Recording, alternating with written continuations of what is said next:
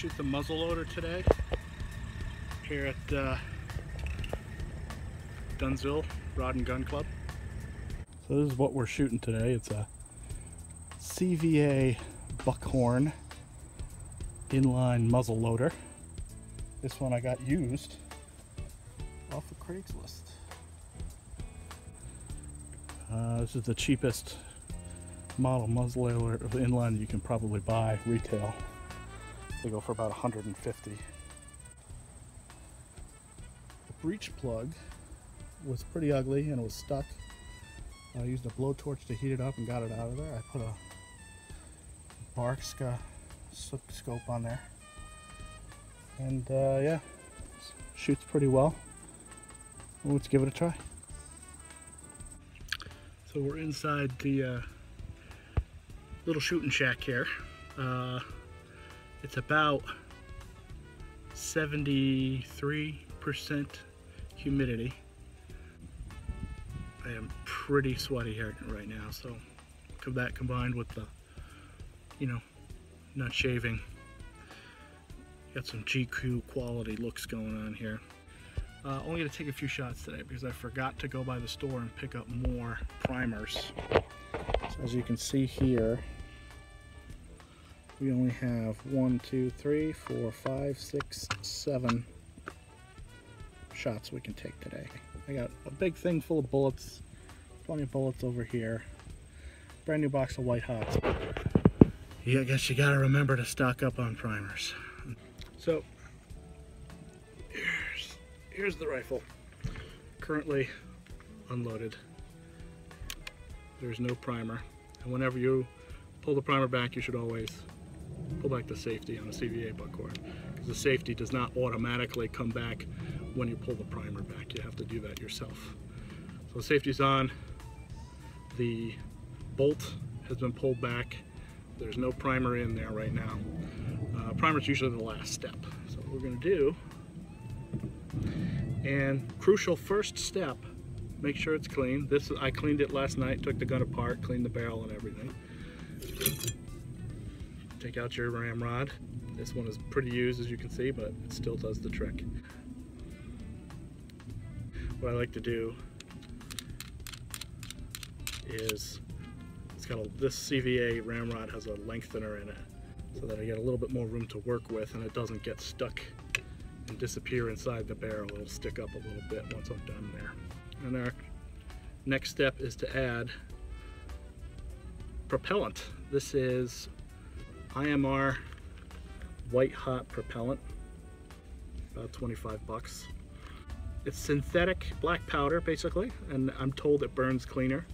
I've yet to actually fire traditional black powder pellets that are black out of this barrel, so I couldn't actually verify whether or not it shoots cleaner or not. They say you're supposed to put 2.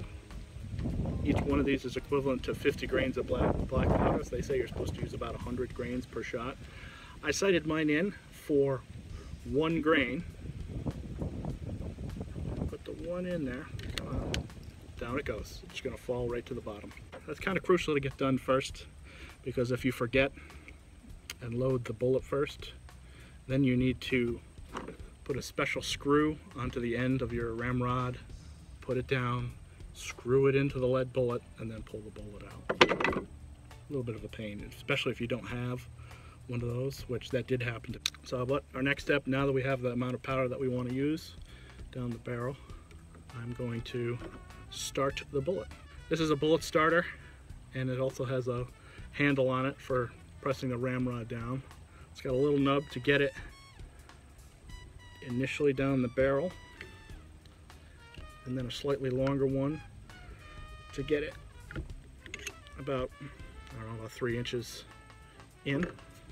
At which point then you can use your ramrod and you can stick this handle on the end of your ramrod so to get it to go down the rest of the way. Make sure it is pushed all the way down. We're ready to put it up on our shooting bag. This is a Caldwell shooting bag. Got it off of Amazon for like, I don't know, 15, 20 bucks, relatively cheap. You fill it up with rice, and it's actually a good consistency and weight. It comes with a little buttstock holder there as well. And I found that when you're setting in your rifle, that's actually a very effective and inexpensive way to get it done. Next up is we have our shot shell primers. A special tool, there it is, it's got a fork on the end here for removing the primer from the gun once it's been put in, and then it's got a special attachment that picks up the primer so that you can put it into the rifle. Here it is. You just place primer in there into this right here is called the, right there, it's called the breech plug. You place the primer inside it, and now this gun is effectively loaded. We're going to be shooting at the steel gong and at a paper target. The gong is looking a little messed up, so we're going to spray it with some spray paint here.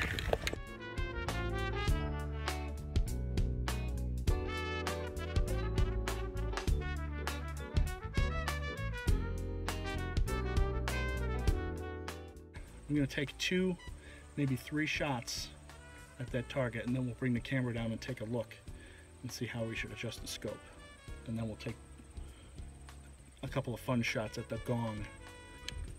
Ear protection. Fun when you forget to put these on.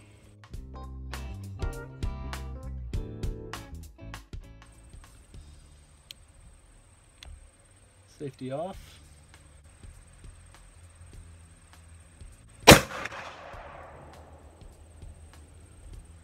So I took 2 shots before I came over here to take a look, because I only have 7 shots total, and so I've got 5 remaining that I want to have some fun with. Also, the group was pretty tight, as you can see. Ended up, I was putting the crosshairs right there, and ended up very close to each other, so that's close enough for me.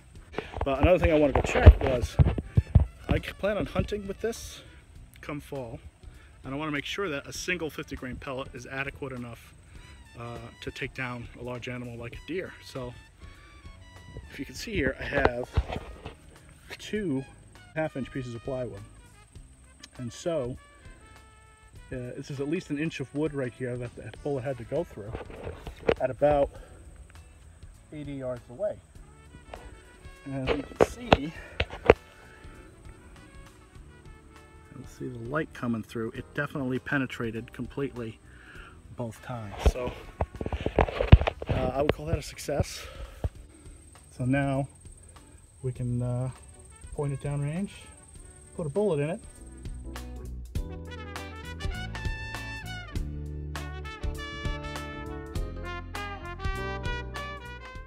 So there we go, another round in. Yeah, we're ready to go, and we're gonna see how close I am with that last little adjustment, and then it's time to start hitting that gong.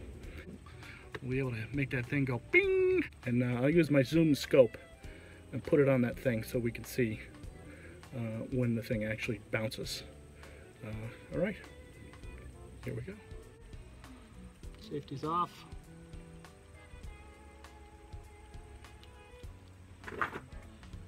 Dead on target.